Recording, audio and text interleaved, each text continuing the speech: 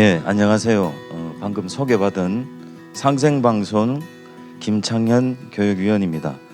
오늘은 4차 병난 특별 강좌로서 병든 하늘과 땅을 바로잡다 라는 주제로 상제님 진리에서 천지공사 내용을 함께 살펴보도록 하겠습니다. 9월 12일 올해 전국 동시다발 기후위기 비상행동해서 그때 발표한 집중행동 선언문이 있는데 그 중에 일부를 같이 보시면 2019년 9월 전 세계 수백만의 시민들이 기후 파업에 동참해 기후위기의 진실을 지금 말하고 당장 행동할 것을 외쳤다라는 내용이 있습니다. 이 모든 배후에 기후위기가 놓여 있음을, 그리고 기후위기는 지금보다 앞으로 더 크고 더 긴 재난을 가져올 것임을 많은 시민들이 깨닫고 있다라고 말을 하고 있습니다. 기후위기에 대해서는 요즘 전 국민들이 일상생활 속에서 너무나 절감하고 있는 문제입니다. 18세 스웨덴의 18세 청소년 환경운동가 그레타 툰베리가 작년 유엔 기후행동 정상회의 연설에서 우리는 대멸종의 시작점에 있는데 오로지 돈과 동화 같은 경제성장 얘기만 하고 있다고 이야기를 하고 있습니다. 그래서 기후위기에 대한 경고가 오랫동안 제기되었음에도 제대로 대응하지 못하는 원인은 인간의 경제성장에 대한 욕망 때문이라고 합니다. 그리고 경제성장이 가속화할수록 지구는 훨씬 빨리 위험 상태에 빠지게 되는데 인간의 욕망이 이 악순환의 고리를 꺼내내지 못하고 있다고 지적을 하고 있습니다. 자, 이런 기후위기 그리고 6번째 대멸종이 시작됐다는 전문가들의 경고, 이런 상황을 150년 전에 인간으로 오신 정산 상제님께서는 도전 2편 45장에 이렇게 말씀을 하고 계십니다. 이제 천하창생이 진멸의 경계에 박도하였는데 조금도 깨닫지 못하고 이 끝에만 몰두하니 어찌 애석치 아니하리요. 진멸이라고 하는 것은 모두 멸망한다는 말씀이죠. 아까 전문가들, 환경운동가가 이야기를 했듯이 대멸종 그리고 경제성장을 더 추구한다면 인류의 삶이 무너질 수도 있는 이 멸망의 단계에 들어갈 수 있다라고 하는 지금의 상황을 상제님께서 말씀을 하셨습니다. 2020년 6월 3일 미 국립과학회보의 내용을 미국 CNN에서 보도를 했는데 지금 6번째 대멸종 속도가 이전에 생각했던 것보다 훨씬 빨리 진행되고 있다고 합니다. 최근에 이정무 서울시립과학관 관장이 지금 6번째 대멸종을 겪고 있다고 하면 사람들이 대부분 잘 체감을 하지 못하지만 현재 하루에 100종 정도의 생명체들이 멸종을 하고 있다고 합니다. 그리고 지구 온도가 2도 상승했을 때는 더 이상 인류의 힘으로 대멸종을 막을 수 없다고 합니다. 산업혁명 이후 100여 년 동안 지금까지 지구의 평균 온도가 1도 상승했다고 하는데 지금은 갈수록 지구 평균 온도 상승 속도가 빨라져서 전문가들은 앞으로 6년에서 10년 정도 이것을 막을 수 있는 시간이 있다고 합니다. 만일 그 기간 내에 이 문제를 해결하지 못하면 인류가 궁극적인 위기에 빠질 수 있다고 모두 다 지적을 하고 있습니다. 자, 최근에 2050 거주불능 지구라는 책이 나왔습니다. 그래서 이 책 제목 왼쪽에 보시면 부제가 한계치를 넘어 종말로 치닫는 21세기 기후재난 시나리오라는 제목으로 나와서 많은 사람들의 관심을 받고 있습니다. 그래서 이 기후위기가 더 심해지고 악화되면 이제는 우리가 당연히 거주한다고 생각했던 이 지구에서도 더 이상 살아가지 못할 수 있다. 그리고 지구가 병들었다 하는 이야기를 세상에서도 하고 있습니다. 정산 상제님께서 천하가 모두 병들어 있느니라 이런 말씀을 하셨습니다. 그리고 이제는 이 병든 천지를 바로 잡아야 하느니라 이런 말씀을 하셨습니다. 그래서 상제님께서 이제 온 천하가 큰 병이 들었나니 내가 3개 대권, 천지인 3개 대권을 맡아서 조화로서 천지를 개벽하고 불로장생의 선경을 건설하려 하노라. 나는 옥황상제니라 이런 말씀을 하셨습니다. 이제 우주의 여름이 끝나고 우주의 가을 세상이 오는 바로 이때 선천 5만 년 역사가 흘러온 결과 천지가 병들었기 때문에 이 병든 천지를 뜯어고치고 바로잡아서 인류의 역사를 새롭게 설정하고 인간과 천지 신명을 구원하는 일을 하기 위해서 상제님께서 이 땅에 오셨다고 말씀을 하셨습니다. 자, 그래서 이제 우리가 지난 시간에 공부를 했던 이 우주 1년 도표를 통해서 선천 5만 년은 상극의 운으로 흘러왔기 때문에 인류 문명이 성장하고 발전했지만 그러나 한편으로는 상극의 이치 때문에 천지에 원한이 가득 차서 세상을 폭파할 지경에 이르렀고 이 문제를 해결할 수 있는 분은 오직 이 우주의 통치자 상제님이시기 때문에 상제님께서 1871년 인간으로 오셔서 우주의 여름에서 가을 세상으로 넘어갈 수 있는 천지공사를 집행을 하셨습니다. 이 천지공사는 상제님께서 이 대우주의 지존자이신 정산 상제님께서 인간으로 강세하신 목적이자 정산도 진리의 정수라고 이야기를 할 수 있습니다. 자, 이 천지공사 내용은 이제까지 어느 곳에서도 들어보지 못한 완전히 새로운 진리의 한 소식이기 때문에 오직 상제님 진리의 대도 말씀을 담은 진리의 원전인 도전 내용을 통해서만 살펴볼 수가 있습니다. 그래서 오늘 이 천지공사의 이 큰 틀을 도전 내용을 통해서 함께 살펴보도록 하고, 자, 처음 들어보는 이 천지공사라는 이 진리 세계를 오늘 이해하기 위해서 먼저 천지공사란 무엇인가 라는 내용에 대해서 한번 알아보겠습니다.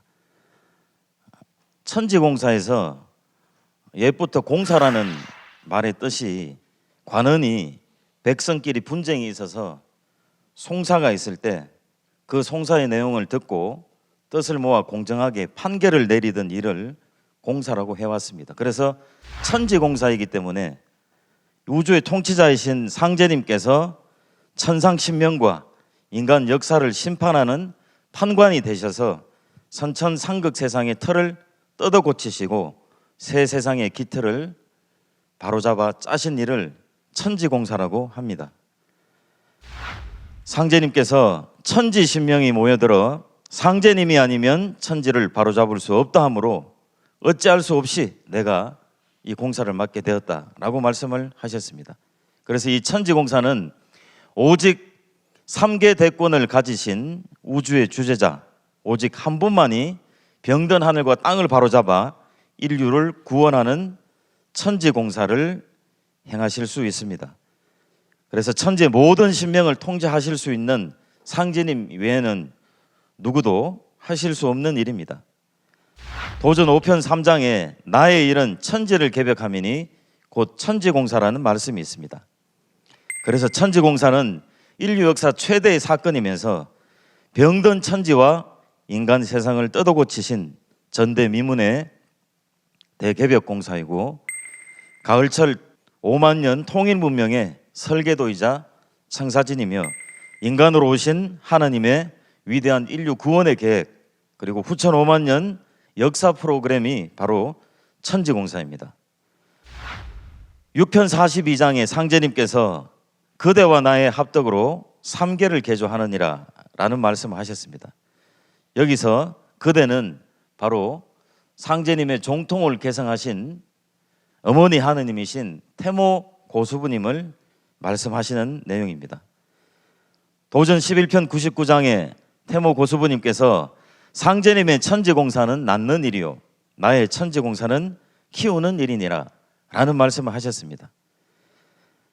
옛날에 아버지 날 낳으시고 어머니가 나를 길러주셨다 해서 우리가 전통적으로 부생모육이라는 말을 우리 문화권에서 써왔는데요.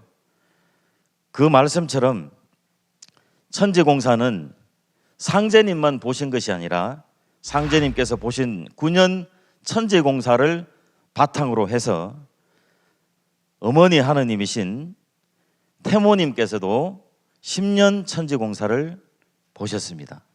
그래서 천지공사는 아버지 하느님이신 정산 상제님과 어머니 하느님이신 태모 고수부님께서 함께 행하신 3개 개조공사가 바로 천지공사라 할 수 있습니다. 그러면 상제님께서 짜신 이 천지공사의 그 수많은 프로그램, 다른 말로 해서 그 도수는 어떻게 인간 역사 속에서 실현되는가 하는 것을 잘 이해하는 것이 무엇보다 중요합니다. 도전 2편 72장의 상제님께서 천하의 모든 사물은 하늘의 명, 천명이 있으므로 신도에서 신명이 먼저 짓나니 그 기운을 받아 사람이 비로소 행하게 되느니라 라는 말씀이 있습니다. 천리, 즉 하늘의 명, 그 다음에 신도에서 신명이 행위를 하고 그 기운을 받아 마지막으로 사람이 역사 속에서 역사를 이루어 나간다는 말씀입니다. 자, 그리고 천지개벽을 해도 신명 없이는 안 되나니 신명이 들어야 무슨 일이든지 되느니라고 하셨습니다. 그래서 이 정산도 우주 진리 구성의 삼박자, 3요소를 이법과 신도와 인사라고 합니다. 한 말씀으로 줄여서는 이신사라고 하는데 진리 공부의 중심 주제이며 깨달음의 밑자리 공부입니다. 그래서 이제 오늘은 4강인데 우리가 지난 1강, 2강, 3강을 통해서 이 대우주의 이법인 우주일령과 그리고 지난 3강의 신도, 신관에 대해서 우리가 공부를 했습니다. 그래서 이 이법을 바탕으로 해서 신도의 신명이 들어서 인류의 최종 역사가 펼쳐지는 것이 대우주의 진리의 실상입니다. 그래서 상제님이 짜신 천지공사 프로그램 도수, 즉 천리에 따라 신명들이 먼저 그 도수에 따라 행위를 하면 그의 감흥이 된 사람들이 신명을 좇아서 자신도 모르게 그대로 행위를 하는데 그것이 바로 인간의 역사다라고 말씀을 하십니다. 그래서 결론적으로 이 세상에서 일어나는 모든 크고 작은 일, 즉 인간 세상에서 펼쳐지는 역사는 하늘의 명과 이법에 따라 신명들이 인간의 삶 속에 개입하여 일어나는 것임을 우리가 분명히 이해를 할 때 이 천지공사라는 방대한 내용을 제대로 알 수가 있습니다. 안운산 태상종도사님께서는 천지공사 프로그램 도수가 어떻게 인간 역사에 펼쳐지는가 하는 것에 대해서 이렇게 말씀을 하셨습니다. 천지공사, 신명공사에서 틀을 짜놓은 것이 사진의 원판이라면 인간 세상에 표출되는 것은 인화지에다 복사한 복사판이다. 사진의 원판을 현상을 하고 인화를 하면 원판 그대로 나오지 않는가? 머리털만큼도 다르지 않다. 우리가 사진을 찍어서 그 사진의 필름을 가지고 그대로 현상을 하면 사진이 나오듯이 거기에 비유해서 태상종도사님께서 아주 쉽게 말씀을 해 주셨습니다.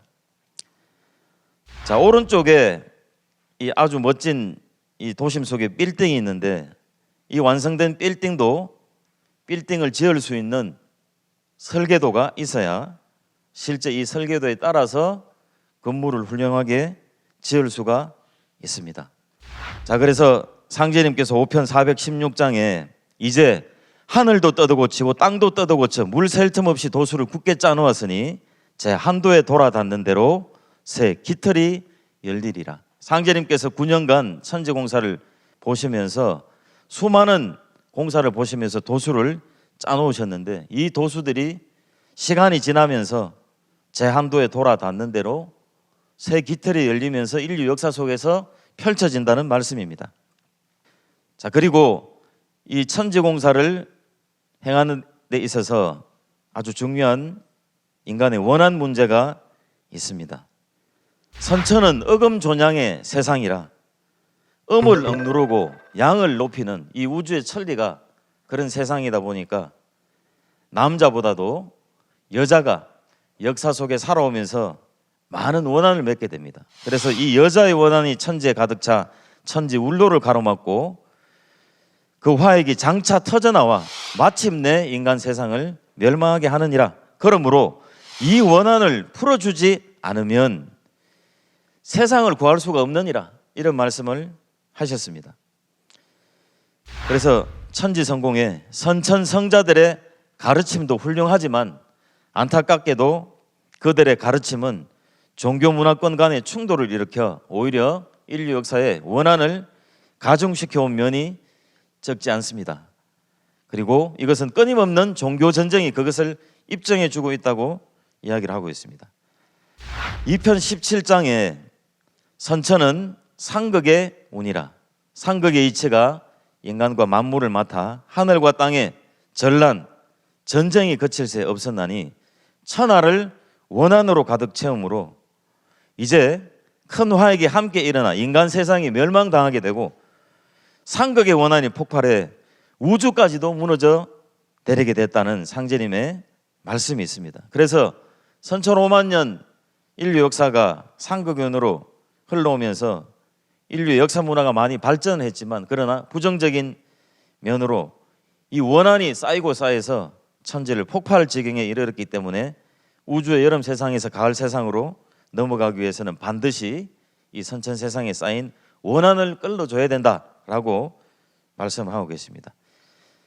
종도사님께서, 안경전 종도사님께서 선천 세상을 살아온 인간과 모든 신명뿐만 아니라 짐승에 이르기까지 가장 절박한 꿈이 가슴 속에 깊이 못 박힌 원한을 풀고자 하는 것이다.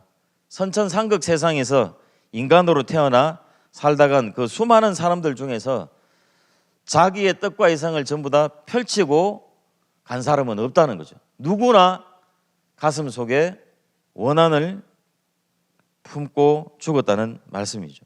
그래서 지축이 이동해서 개벽이 수없이 온다고 해도 선천 5만 년 동안 쌓이고 쌓인 원한을 끌어주지 않으면 상생에 좋은 세상이 이루어질 수 없다라고 말씀하셨습니다. 그러면 상제님께서 이 천지공사를 구체적으로 어떻게 집행을 하셨느냐? 이 우주는 천지인 3계이기 때문에 나의 일은 천지를 개벽하미니 곧 천지공사는 말씀에 따라 천지인 3계를 개벽하는 공사를 보셨는데, 하늘 개벽 공사는 분열되어 있던 천상 신명계를 통일하셔서 우주 통치의 사령탑 조화정부를 조직하시고, 땅 공사로는 동서양에 분열되어 있던 땅 기운 지운을 통일하시고, 그리고 인간 역사 개벽 공사에서는 이 인간의 역사가 세계 정치 질서 세운 공사, 세계 종교판의 질서 도원 공사로 흘러가서 후천 성경을 맞이하도록 공사를 보셨습니다. 자, 천상 조화정부는 우주 통치의 사령탑으로서 분열되어 있던 여름철 말의 천상 신도 세계를 오직 상제님께서 우주 역사상 처음으로 신명계를 통일해 조화정부를 조직해 주셨습니다. 그래서 조화정부란 천지개벽공사의 전 과정을 기획하고 집행하는 중심 센터로서 상제님의 조화권으로 세계를 경영하는 중심 센터이기 때문에, 사령탑이기 때문에 조화정부라고 합니다. 이 조화정부에는 6그룹의 신명들이 계시는데, 인간으로 오셔서 살다가 돌아가셔서 이 천상 조화정부에 계시는 인격신은 만고원신과 만고역신, 즉 인류사의 과정에서 원한 맺혀 죽은 모든 신명은 만고원신이고, 혁명가들의 영신은 만고역신입니다. 그리고 세계 문명신과 도통신, 인류 역사 문명을 개화시키고 발전시키기 위해서 노력해온 종교가 철학자, 과학자, 그리고 도를 통한 이 신명들은 세계 문명신과 도통신, 그리고 각 민족의 시조신인 세계 지방신 그룹이 있고, 그리고 지구촌, 동서 각 성시에 설령신들이 계십니다. 그리고 자연신으로 천지 망량신, 1월 조왕신, 칠성신이 계십니다. 그래서 이 조화정부에 참여하는 것은 천상 신명들이 인간 세상에서 못다 이룬 꿈을 신명계에서나마 흡족하게 이룰 수 있도록 각자 쌓은 공덕에 따라 그에 걸맞는 자리를 상제님께서 주시고 천지의 살림살이를 주관하도록 일을 맡기셨기 때문에 천지 신명들이 조화정부에 참여하는 것은 신명회원의 과정이면서 상제님께서 이 조화정부의 천지 신명을 데리고 인류의 새 역사를 건설하는 천지공사를 보시게 됩니다. 자, 그리고 도전 4편 18장에 이제 각 지방신과 지훈을 통일케 함이 인류 화평의 원동력이 되니라. 선천에는 각 민족의 시조신인 지방신과 그리고 땅 기운이 분열돼서 통일되지 못했기 때문에 인류의 역사가 화평의 역사가 되지 못했다고 하셨습니다. 그래서 지훈을 통일하기 위해서는 지구의 중심 땅인 우리 한반도에 전주 모악산과 순창 회문산이 부모산이 되기 때문에 지훈을 통일하려면 부모산으로부터 비롯해야 하고 이제 모악산이 어머니산, 회문산이 아버지산인데 후천은 음시되기 때문에 어머니산인 모악산으로 주장을 삼고 회문산을 응기시켜 산하의 기령을 통일하겠다 이런 말씀을 하셨습니다. 그래서 세운공사에 회문산에 있는 5신선이 바둑두는 형국인 오선위기의 그 혈자리를 발음을 시켜서 상제님께서 후천 세상에 올 수 있도록 세계 역사 대세를 잡아 돌리시는데 바로 이 회문산의 오선위기혈을 통해서 이제까지 시비가 있어왔던 모든 이념과 사상 이런 것들의 대립을 극복해서 후천 통일 세상을 연다고 말씀하셨습니다. 자, 동서양 선천 성자들의 가르침은 인간과 만물 생명의 절대 근원이며 인간 삶의 가장 중요한 조건인 천지 환경 문제를 도외시했다. 특정 지역의 민족을 맡아 다스리는 시조신인 천상의 지방신과 지구촌 산하에 분열된 땅 기운이 통일이 되어야만 후천 가을철에 통일 시대로 들어설 수가 있다라고 이야기를 하고 있습니다. 우리 중동 지역에서 지구촌에서 가장 끊임없이 전쟁이 일어나고 있는 중동 지역의 참상은 본래 그 아브라함이라는 한 조상의 자손인 유대인과 아랍인들이 그들의 한 분 민족의 시조신을 두고 각기 그 야훼와 알라라는 이름으로 부르면서 끊임없이 자신들의 그 다른 신앙관이 충돌하면서 중동 지역에 전쟁의 참상이 일어남을 우리가 알 수가 있습니다. 그래서 이 지방신과 지훈을 통일하는 문제도 이 후천 가을 세상을 열기 위해서 반드시 필요한 상제님의 공사입니다. 자, 도전 5편 1장 한번 같이 읽어보겠습니다. 인류 역사의 이정표를 짜심이라는 내용인데 같이 한번 읽어보겠습니다. 상제님께서 만고 원신과 만고 역신, 세계 문명신과 세계 지방신, 만성 설령신 등을 불러 모아 신명정부를 건설하시고 앞 세상의 역사가 나아갈 이정표를 세우심으로써 상제님의 대의상이 도운과 세운으로 전개되어 우주촌의 성경낙원이 건설되도록 물 셀 틈 없이 판을 짜놓으시니라. 도전 5편 1장에 있는 천지공사 내용입니다. 그래서 앞에서 살펴본 천상 분열되어 있던 천상 신명계를 통일해서 조화정부를 짜시고 그리고 인간 생명의 절대 근원인 땅 기운을 통일하셔서 즉 이 잘못된 천재 질서를 떠도 고쳐 바로 잡으신 바탕 하에서 드디어 이 우주 진리의 결론인 인간 역사 문제를 바로잡는 공사를 보시는데 그것이 바로 도운공사와 세운공사입니다. 세운은 세계 정치 질서의 변화 과정이고 이 세운공사를 잘 이해하면 상제님께서 1901년부터 1909년까지 9년간 천지공사를 보셨는데 1901년 신축년 이후에 지구촌 인간 역사가 어떻게 전개되어서 후천 가을 세상이 오게 되는지 그 구체적인 과정을 잘 알 수가 있습니다. 그리고 천지공사는 신명해원공사이기 때문에 상제님께서 선천 천지 신명들 중에서 가장 원한이 크고 원한 역사의 뿌리인 이 단주가 계시는 만고 원신들을 세운공사에 붙여서 해원을 하게 하시고, 도운공사는 상제님의 도가 세상에 펼쳐지는 과정으로서 상제님의 대행자가 출세해서 상제님의 도를 이 땅에 뿌리내리고 장차 가을개벽의 실제 상황을 극복한 후에 후천 성경을 건설하는 전 과정인데, 여기에는 만고 역신을 붙이셔서 선천 세상에서 풀지 못했던 그 원한을 전부 다 해소시키는 공사를 보십니다.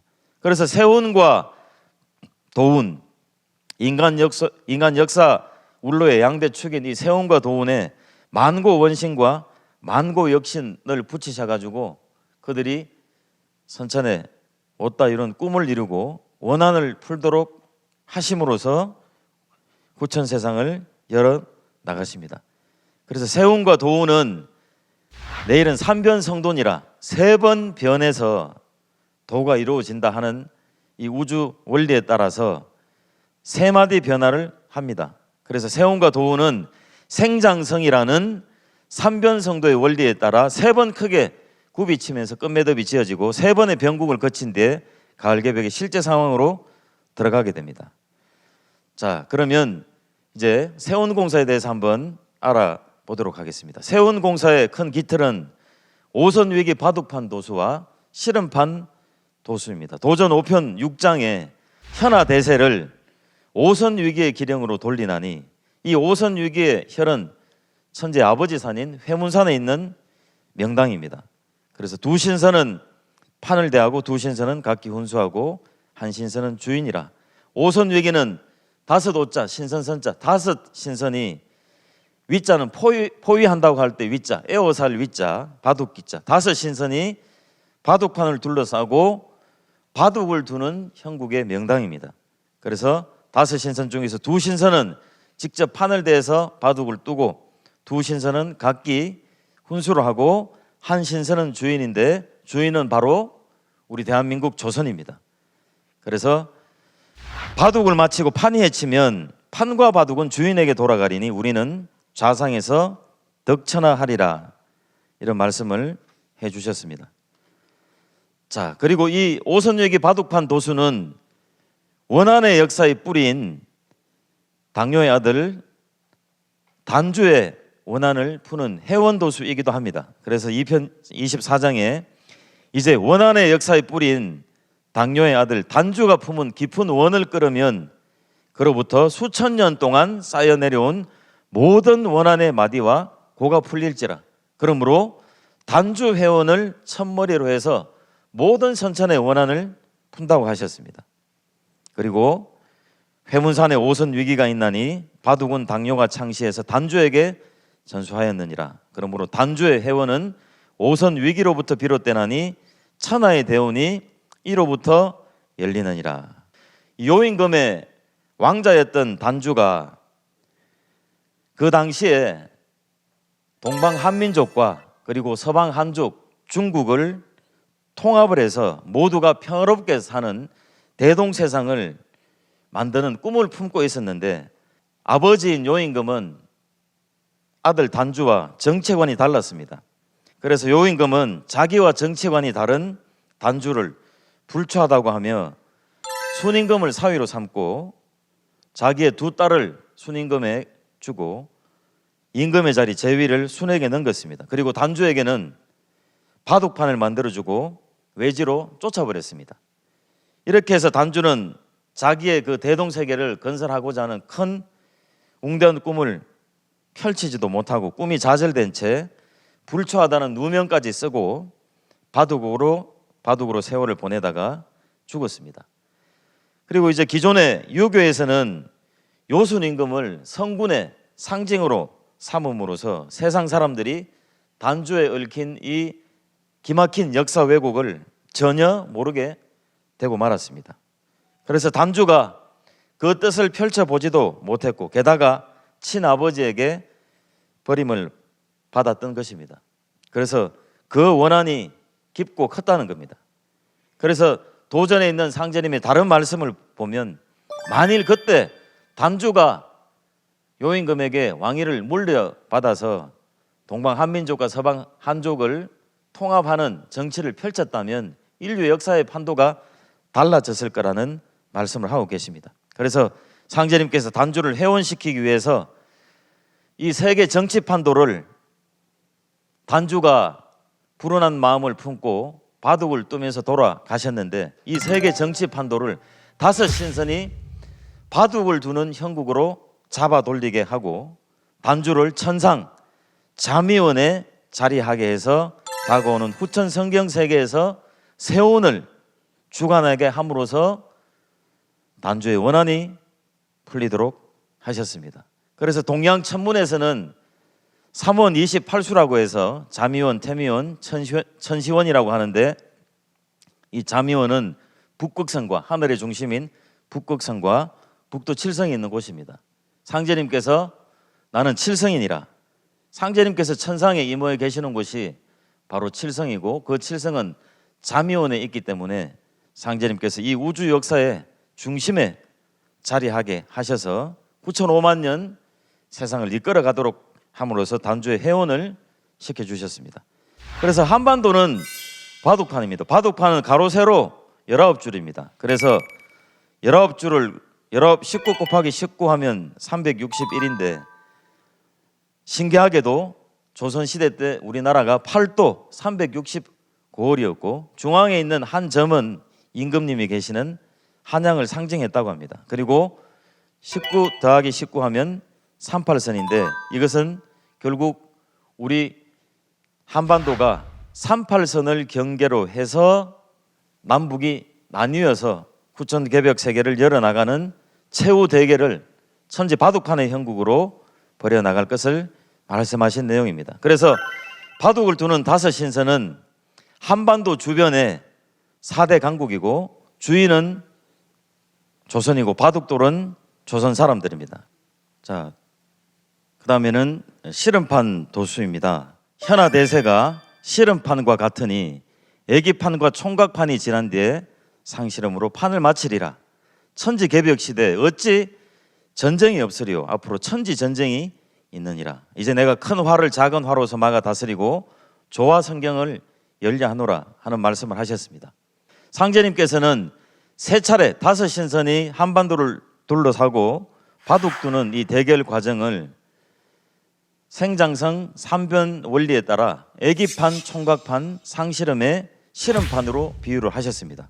그래서 한반도는 바둑판인 동시에 실험판이고 이 세원공사는 한반도를 중심으로 해서 전쟁이 일어나면서 인류의 20세기 역사가 흘러오게 됩니다.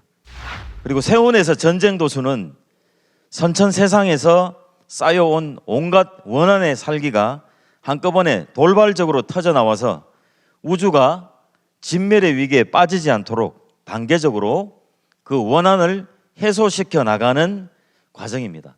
종국적으로는 이 전쟁이 핵무기와 생화학전으로 세상을 공멸의 위기에 빠뜨리게 되므로 상제님께서는 끝에 가셔서 괴질이 창궐해서 이 전쟁을 막을 수 있는 공사를 보십니다. 이게 이제 나중에 뒤에 나오는 병난 도수입니다. 자, 그래서 실험판 세계 전쟁은 우리 전통 민속 실험에서 애기판, 총각판, 상실험판이라는 그 말씀이 있는데 애기판은 애기들끼리 젊은 10대 청소년들끼리 싸우는 실험이고 총각판은 더 큰 총각들이 붙는 실험이고 상실험판은 실험 능력이 가장 뛰어난 주인공들이 나와서 그 실험판의 최종 승자를 가리는 내용입니다. 그래서 애기판, 총각판, 상실험판으로 가면서 실험판의 규모가 점점 커지고 강도가 세진다고 하는 것을 알 수가 있습니다.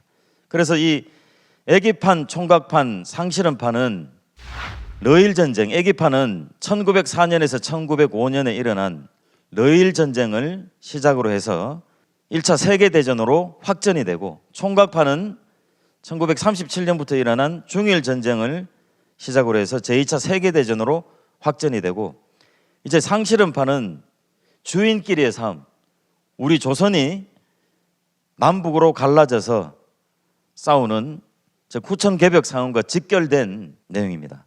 그래서 애기판 실험은 조선을 중심에 두고 러시아, 일본이 전쟁이 났습니다. 그래서 일본이 천하막강했던 서양 세력인 러시아를 동양에서 몰아냈습니다. 그래서 애기판 실험은 일러 전쟁으로 시작해서 제1차 세계대전으로 확대가 됐고, 이 공사에 따라서 제1차 세계대전 후에 전쟁 전후 처리를 하기 위해서 국제연맹이 1920년에 스위스 제네바에서 결성이 됐는데, 이것은 결국 아까 상제님께서 천상 조화정부, 즉 개벽 후에 이 조화정부가 인간 역사에 내려와서 세계를, 지구촌을 통치하게 되는 그 1차 발현으로서 국제연맹이 세계기구가 모습을 드러내게 됐습니다.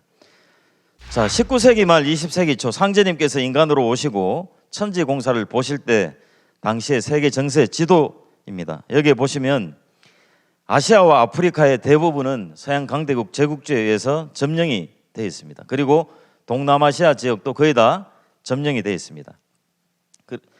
아프리카와 인도를 넘어 동남아시아 여러 나라와 태평양의 작은 섬까지도 서구 열강의 식민지로 전락했고, 동북아시아 청나라와 조선도 누란의 위기에 처했다. 이 상황을 상제님께서 동양의 형세가 누란과 같이 위급함으로 내가 붙잡지 않으면 영원히 서양으로 넘어가게 됐다, 이런 말씀하셨습니다. 누란이라는 것은 계란을 쌓아놓은 거죠. 계란 위에 계란을 쌓아놓으면 어떻습니까? 금방 떨어지죠. 그래서 아주 위급한 상황이라는 말씀입니다. 그래서 상제님께서 이 애기판 실험은 동양의 일본을 내세워서 서양 열강을 동양에서 물리치는 공사인데, 러시아와 일본, 러시아가 얼지 않는 항구 부동항 확보를 위해서 동북아시아 쪽에서 세력을 넓혀왔지만, 일본도 그 당시에 한국과 그 다음에 중국을 지배하겠다는 동양제패 전략이 있기 때문에 이것이 충돌하게 되고, 러시아의 남하를 경계하던 영국이 일본과 동맹을 맺고 프랑스가 러시아와 동맹을 맺게 됩니다. 그래서 이 당시에 이제 일러 전쟁이 일어났을 때 유럽 챔피언 러시아, 아시아 챔피언 일본이라는 풍자화를 그렸는데, 보시기에도 일본은 아주 왜소합니다. 그래서 러시아가 이 당시에 일본의 10배 국가 예산력과 세계 최대 규모의 군대, 그리고 그 당시 세계 최강의 해양 발틱 함대를 보유하고 있었기 때문에 세상 사람들이 상식적으로 봐도 일본이 러시아와 전쟁을 해서 절대 이길 수 없다라고 전부 다 이야기를 하던 상황이었습니다. 상제님께서 이제 일러 전쟁 공사를 보시면서 이제 만일 서양 사람의 세력을 물리치지 않으면 동양은 영원히 서양에 짓밟히게 되리라. 그래서 이 일본 사람을 천재 큰 일꾼으로 내세워 일본을 도와 러시아를 물리치려 하노라 하시면서, 그 당시 전주 남고산 망경대 가셔가지고 49일 동남풍 공사를 행하셔서 일본이 러시아를 이기는 기적과 같은 일이 역사 속에서 일어나도록 공사를 보셨습니다. 이것을 계기로 해서 전 유럽이 3일 만에 세계대전의 상황으로 돌입을 하게 됩니다. 그래서 많은 역사학자들이 제1차 세계대전은 상식으로는 납득이 가지 않는 미스테리와 해프닝의 연속 끝에 발발한 기묘한 전쟁이었다고 지적하는데, 1차 세계대전을 일으킨 배우가 누구냐? 군인들이 많이 죽었기 때문에 전쟁을 하고 싶어도 더 이상 전쟁이 지속되지 않아서 1차 세계대전이 종결이 됐다고 합니다. 인류 역사상 가장 참혹했던 20세기 두 차례의 세계전쟁은 한반도에서 시작되고 한반도에서 끝난 셈이 된다는 말을 합니다.